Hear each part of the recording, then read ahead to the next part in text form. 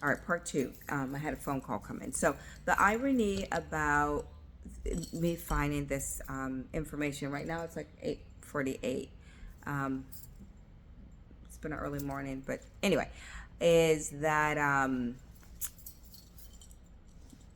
we did a workshop yesterday at the technical at Bergen Technical High School, and it's an amazing school. So they have the students have majors, right? They're like their art major, their fashion major, their business. There's different tracks, different majors that they can study, and I guess they stay that the whole track. I'm not sure, but we did a workshop on healing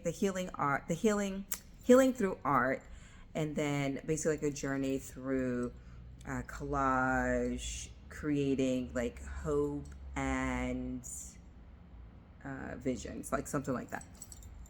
But healing through art, the method collage.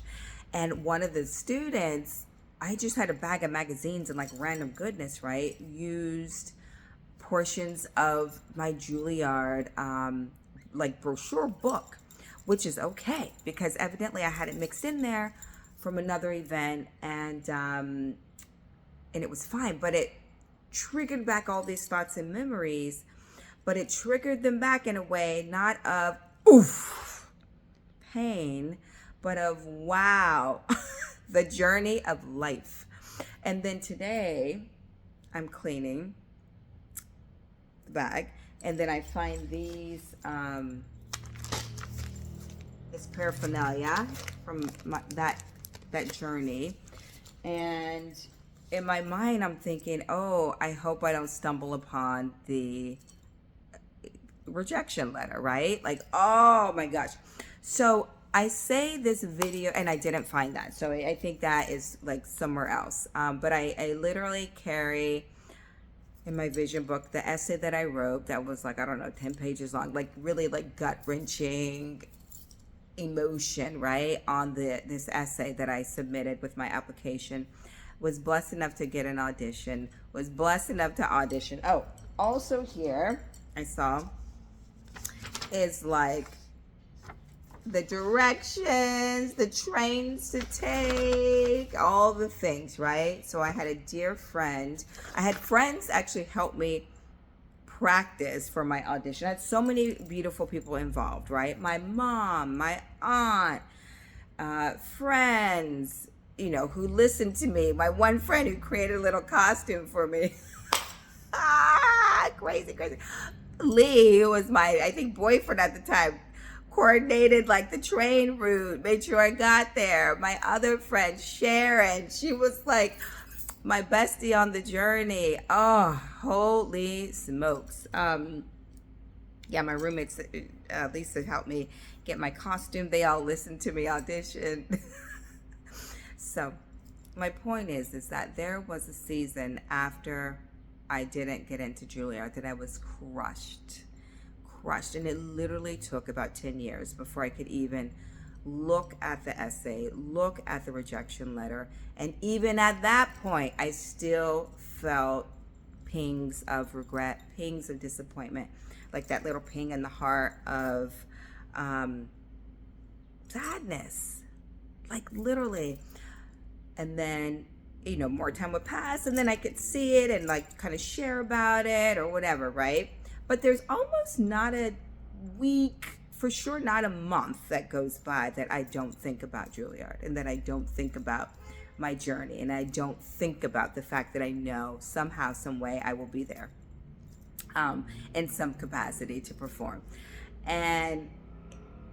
But it's the funniest thing that there was a time when I couldn't even stumble upon this. How many times do we have things in our lives, right, that in the moment it seems like the end of the world, but when we look back on it in hindsight, we see that time heals all wounds. And so if you're in the midst of something that's a little bit challenging or a lot challenging or disappointing and frustrating, and it seems like there's never going to be like light at the end of the tunnel, I want to encourage you that time heals all wounds, and allow